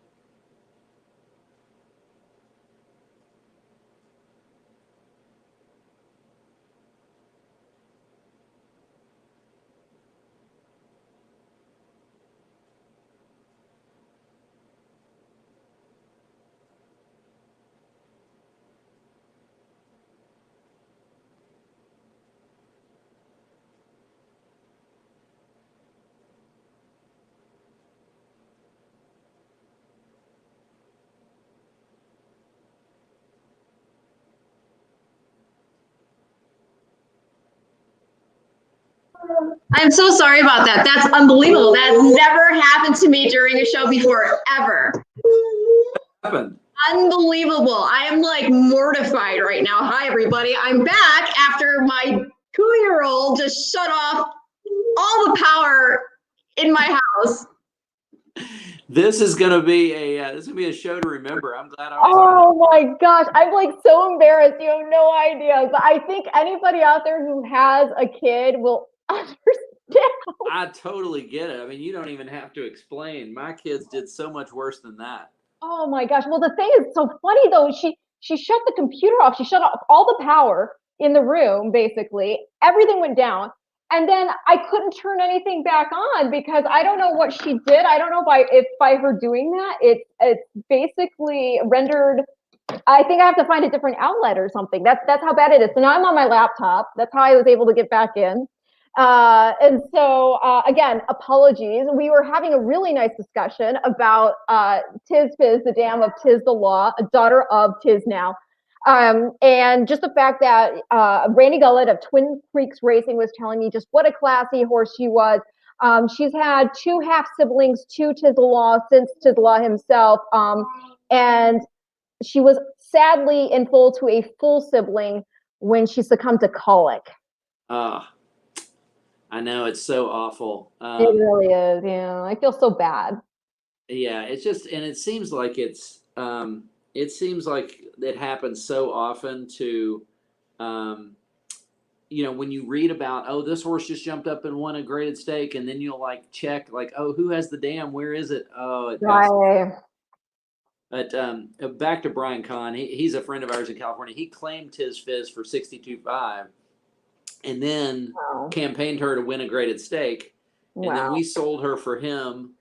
And then Randy ended up buying her, and then he bred Tiz the Law. So, yeah, and Randy and those guys, I actually watched his session on here, but yeah, I was so impressed with them. I mean, they were cheering as hard as anybody for Tiz the Law.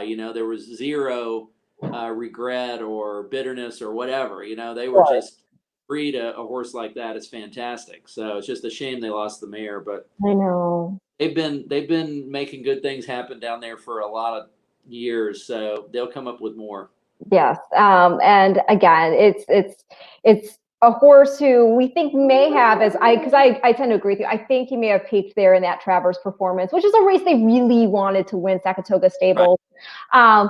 And I think that he's a very dangerous player going into the Breeders' Cup Classic. I mean, he's got all he was putting together a campaign that was almost going to be, not only because of the situation with everything being reversed in terms of, the lineup of races with the Belmont coming first, and then you got to throw the Travers in there. But just in general, just the type of performances he was putting in, the ease with which he was doing it. When he won that Travers Performance, I think that's another reason why we were all kind of surprised that like you said, it did end up looking like he had peaked in that race, because it did look facile. It looked very easy. Right. It looked like to me, it kind of looked like Improbable's race out there. It was like the horse was running along and then just exploded, in a 2-turn race. Just that, I don't know, when the Travers was super impressive. And if you look back, Pharoah, he got beat in the Travers, right? That was his. Yes, keen ice. Yeah, rebounded, and then look what he did. So I don't know. It'll be interesting to see how Tiz the Law does when he takes on the Elders. I kind of think it was the smart move not going to the Preakness. Yeah. It was a shame, because it would be great for racing to have him in there.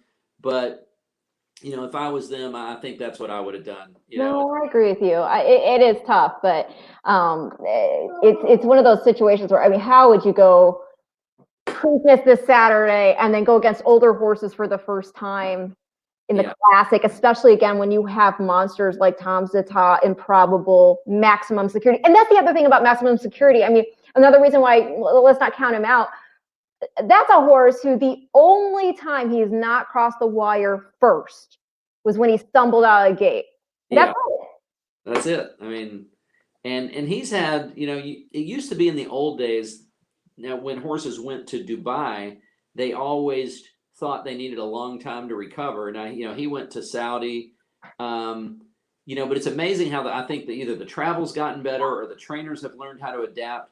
But remember in the early years, like horses would come back and they were like, oh, Yeah, the Dubai bounce. Yeah.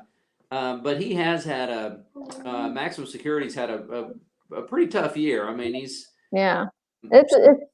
he might just give him a breather, see how they train him up to the Breeders' Cup, but I wouldn't count him out. I mean, he's talk about a horse that just he's had this cloud over him always. I know. He's done very little wrong. She's gonna make me go upstairs, so we're gonna take a walk together.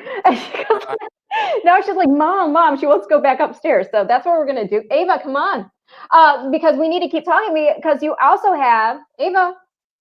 Now she's lagging behind. You also have a really nice horse with whom you're connected that we may very well see in the TVG Juvenile, and that is Jackie's Warrior. Tell us about him. So yeah, Jackie's Warrior, I have to double check this, but I think that he sold on the same day of the sale as Princess Noor. I think they were both on the same day. Gosh, what we sold Jackie's Warrior for Carlo Vaccarezza, and he sent us the horse. We prepped it, but he had done all the heavy lifting before that, and Kirk and Judy Robson ended up with him, and they seem like, we don't know them that well, but they seem fantastic. I'm so happy for them to be in there with a big shot in the Breeders' Cup. Steve Asmussen just does an incredible job. I mean, you look at, that guy's amazing. I mean, I'll agree. He comes up with these horses. His whole family. Like, I was hanging out with his dad and his brother at the sale at various times looking at horses, and those guys, it's like they're half horse. Like they just grew up. Everything they did their whole life was just horses. And what they know and what they've done with, he was not a horse that, coming into the barn would have been full of fanfare and it was some high price this or blue blood, but he was a very well put together horse and looked like he could run, and they're getting the most out of him. So he's 3 for 3, won the Hopeful. I believe he's a son of McLean's Music, right? Yes. And the thing about McLean's Music, that's another horse. We'll never quite know just how good he would have been because he just had that one start, and he has the record for the highest buyer ever on debut, 114. Yes, crazy. And he's out of an Unbridled Song mare. Yes. Unbelievable mare, Forest Music. He's also produced Uncle Chuck, who we thought might be able to take on Tiznow, and then Tiznow just kind of chewed him up and about. Yeah, there's no disgrace in that. But no. Yeah, Forest Music is an amazing mare. Another Stone Street mare. Barbara Banky's put together a world-class broodmare band, and Forest Music's one of my favorite mares that they have. She produced another horse, a Tiznow called Kentuckian, who cut out to be any kind of horse, and he ended up getting a problem with his knee. Hollendorfer had him for Fox Hill, and it was one little thing after another, and he just never got there. But prolific.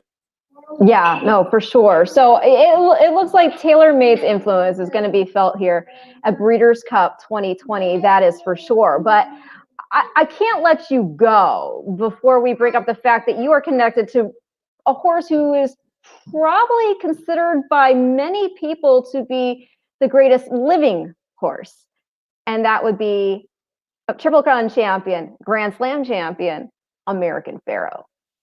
Yeah, well, American Pharoah, it's one of these things where as a bloodstock agent and as somebody who boards horses, you never want to act like, I did something that these horses are born with that talent, and your main job is to keep them alive, keep them fed, give them, the basic building blocks to fulfill their potential. So You know, I got to give credit. I mentioned Frances Relihan earlier. She now works for Sumaya, but she foaled him. He was born at Vinery and got his first few months there. Then he moved over to Tom Van Meter's farm, and Tom had him for a few months, and then we got him in December of his weanling year. So we had him from December through the next August.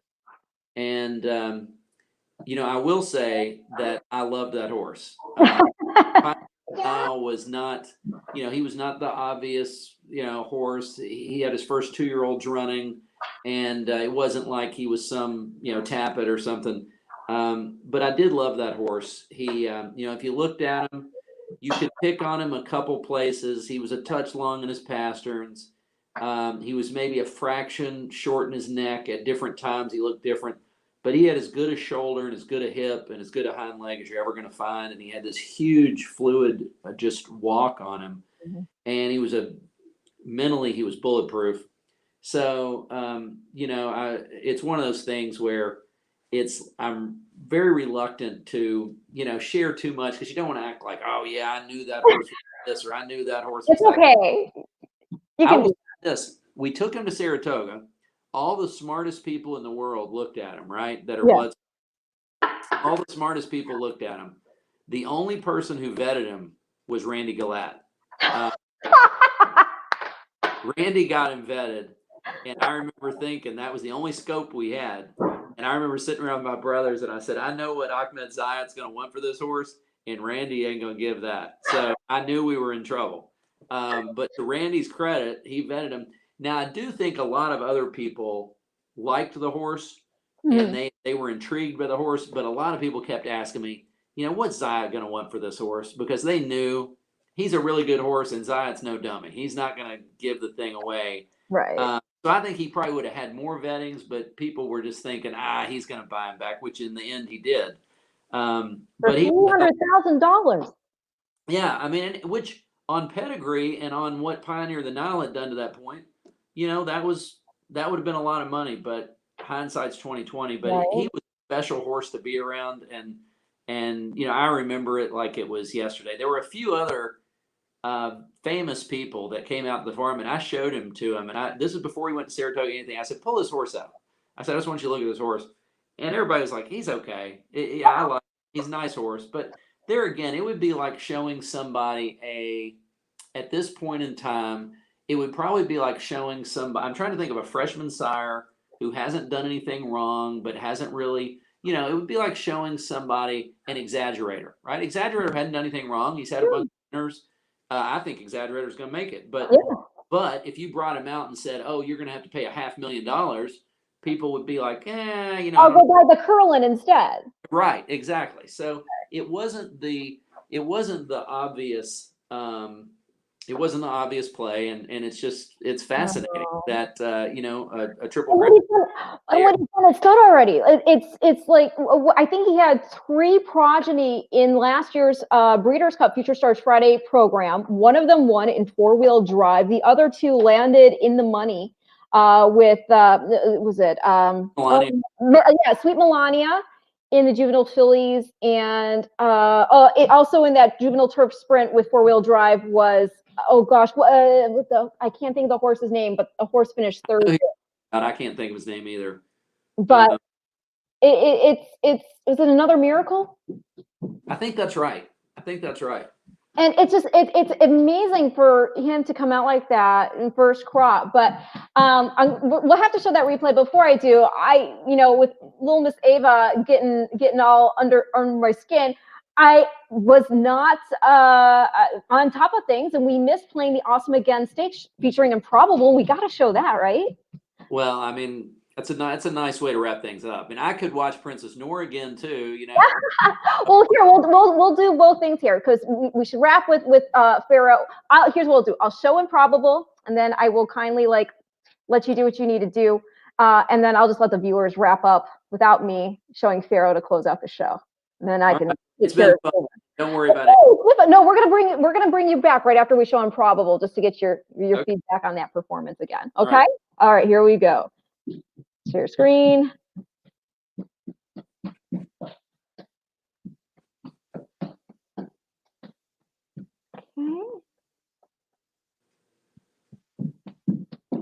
All set. And they're off in the awesome again. Very smooth beginning. Sleepy Eyes Todd, but now Take the 101 sprints up to take the lead. Maximum Security comes away in third. Then Midcourt and Improbable will be last in the early going. Take the 101 narrowly in front. Sleepy Eyes Todd, Maximum Security 3 wide. Midcourt goes 4 wide into the first turn, has about 4 lengths to make up, and he's 2 in front of Improbable. It's Take the 101, the pace very sensible. He's in front by a length. Sleepy Eyes Todd is in second. Maximum Security racing in between horses, and Midcourt outside of that pair. 2.5 lengths covers those 4. It's another 5 back to Improbable, who's racing off the rail and by himself. Take the 101 leads the field to the half-mile pole in the awesome again. Maximum Security puts his head into second. Sleepy Eyes Todd, Midcourt keeping pace with that pair. Still another 4 back to Improbable. It's been a lonely lead for Take the 101. He controls the pace and goes on with it. Leads by 2.5 lengths now. Sleepy Eyes Todd. Maximum Security has work to do between horses. Here comes Improbable from the back of the field. Midcourt is just in front of him. A quarter to go. Take the 101 still with a 2-length lead. Improbable finding his best stride. He's starting to move in. Maximum Security will be in between them, but it's Improbable who has taken command with an authoritative run from last to first. What a star Improbable has turned into as he is going to romp in the awesome again. Improbable and Drayden Van Dyke could not have been more impressive as they win by 5. Maximum Security second. Midcourt finished third.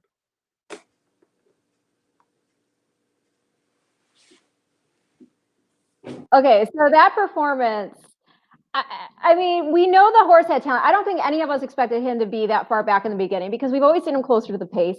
And so here he shows this different dimension, and he was a cool customer the entire way. Take me through the race. How, where did you watch it, and your impressions straight out the gate? Number 2, Improbable was first. 5 Maximum Security. I'll stop that. There you go. I think that Baffert hit the nail on the head. He said he thought the horse got a brilliant ride. That the way he broke, it was like, okay, they're going. Like there's a bunch of horses that are going, and let them go do their thing, and I'm just going to sit back. It's kind of a change of style, but I just think it's a reflection of the horse's maturity now and the horse's confidence, and he's becoming more kind of push button, like whatever the circumstances dictate, that's what he can do. And I think that that's just part of the whole development of a racehorse. He's getting, you think about physical maturity, but it's also mental maturity.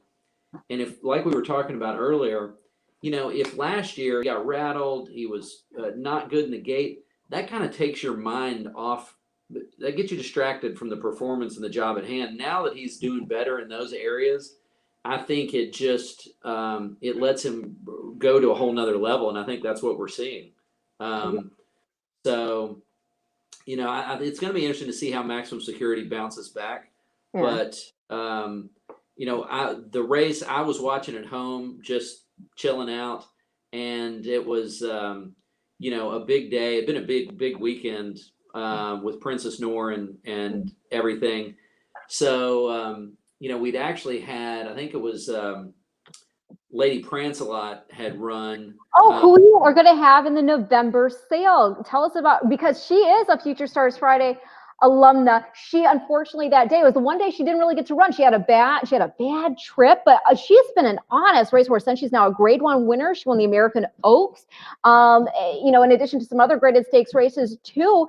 And she just shows up. And also she has Breeders' Cup head cred because that 4th dam is Brave Raj, who won the Breeders' Cup Juvenile Village. Brave Raj, yeah, that's a blast from the past, but she was awesome. For sure. That race was kind of a bummer because we looked at it on paper and we were like, man, there's no pace and we need something to run at. But I was like, okay, we got Rispoli. Maybe he can make some magic happen. Maybe he can get involved earlier, and he tried. But that's what's frustrating is when you have a closer in some of those relatively short fields, you don't have anything to run at.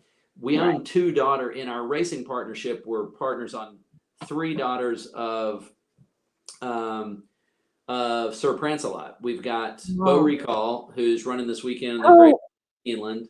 I didn't know. I didn't realize for some reason. I'm so sorry. I didn't realize you were connected to Beau Recall. Yeah, so we're in with Slam Dunk Racing on her, and she's been but they're both these fillies that like to lay back, and then they have this dynamic turn of foot, but they need a little cooperation. Beau's getting to the point where, you know, she doesn't really need that much pace. I mean, she's gotten so good. I mean, she's run down some really top fillies.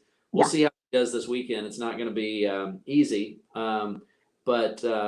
Anyway, so I watched Lady Prancelot. I was kind of frustrated, and it's one of those things where, you know, as the day goes on, I'm a very sometimes if I watch racing all day, I get too emotionally vested. You know, not from a standpoint, but it's just like when the horse I want to win gets beat, especially if the trip or the ride doesn't go right, I just find myself like I need to go, you know, go into a dark place and meditate or something. So I was a little frustrated, and then, you know, Improbable comes along and puts in that performance. It was a nice way to top off the day. Well, that's a winning weekend. I think you could lose an entire card of races so long as you get that one big grade one, right? With a performance tied to it like that, because it was just so exceptional. And I mean, so that's so funny because we were talking about Serengeti Empress earlier and how you have the tie to her through TaylorMade sales, but yes, Beau Recall is the horse who beat her in that. So, you know, I'm sure you'd rather be part of the ownership group who gets part of the purse money, but still, I mean, I think you could have. No, it's really not like that though. It's I don't even like when I pull for our medallion racing horses. It's all about the partners, you know, like. I just want the partners to have fun and get the thrill. So that's the thing about Beau. What I love about her is she's going to give you a thrill at some point in the race. She's going to come flying. Whether she gets there or not, you don't know.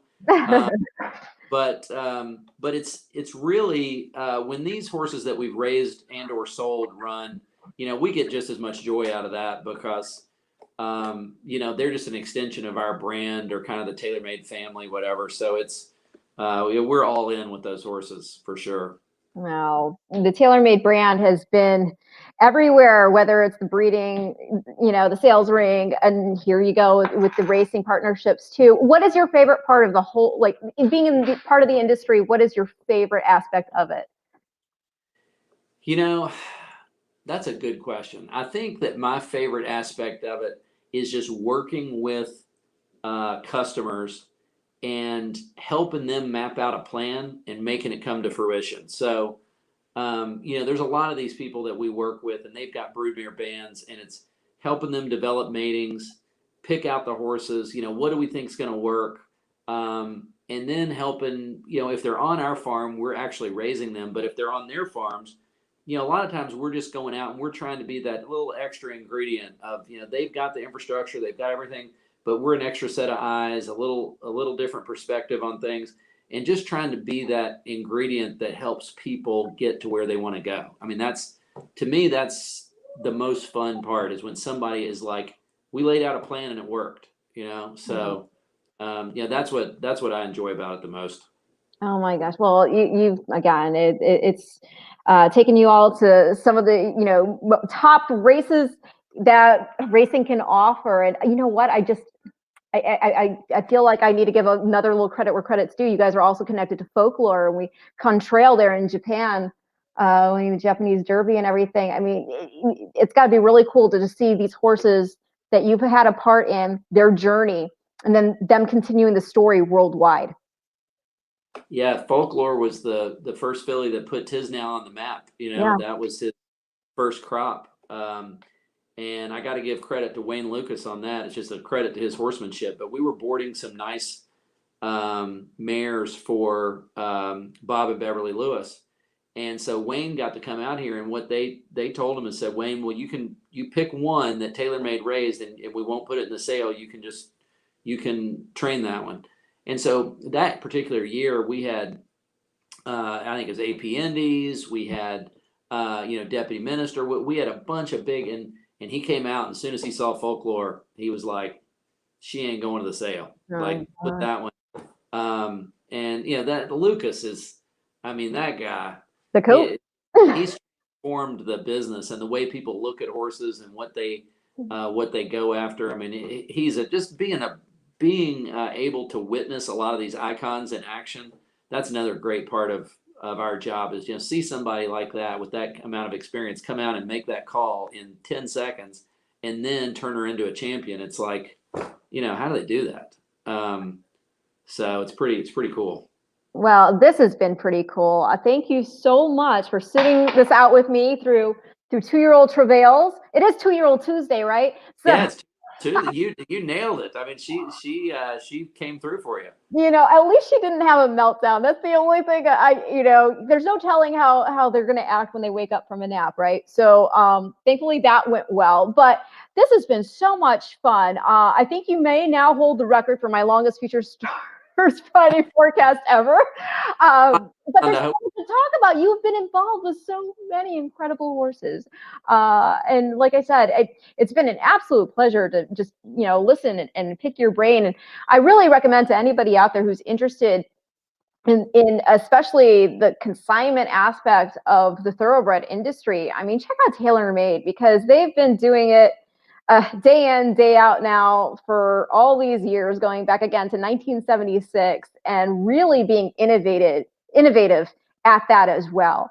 You guys have definitely made your mark. Well, you got to bring Ava to TaylorMade, and we'll check out Dream of Summer and some of these Miss Macy's too. There's a Baskin Robbins right on the way from where you live to here. Just gotta love ice cream. Oh my gosh. Well, okay, I am in for that for sure. And actually, why don't you hang tight so I can say properly goodbye to you once I wrap up the show, and we'll just watch this American Pharoah backtrack. I do want to remind you all, it is opening weekend at Keeneland, Fall Stars weekend. There's a ton of win and you're in action, including the Alcibiades, which is for Future Stars Friday. And I believe we have the Claiborne Breeders' Fraternity coming up as well, which is another win and you're in that will point a 2-year-old into the Future Stars Friday card. That is October 3rd. And so, yes, the Claiborne Breeders' Fraternity pointing to the TVG Juvenile. And then there's a ton of races going in for, of course, the big day, Saturday. But we all love Keeneland. It's too bad we all can't be out there. But hopefully we get through this year, and next year we'll return to some sense of racetrack normalcy. But in the meantime, thank you to people like you, Mark, who come on these shows and make it a little more fun for the fans who can't get to the track. We can at least reminisce and look forward to things that will be happening on track. And again, I'm just going to leave you with this. This is, again, American Pharoah, the 2015 Breeders' Cup Classic at this year's host track, Keeneland. Again, American Pharoah was a horse that TaylorMade consigned.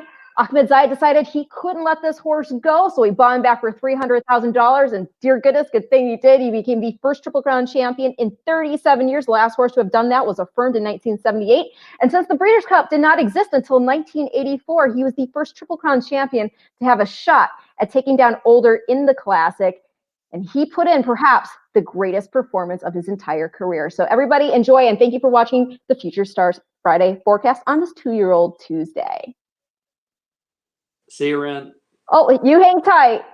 I'm hanging tight. Final time with a call of the Breeders' Cup Classic. Here's Larry Colmus. All right, Tom, American Pharoah is in there. We're just waiting for Honor Code, who takes up his spot in the outside stall. They're all in line, and we're ready for the start. They're off in the Breeders' Cup Classic, and American Pharoah bounds right to the front.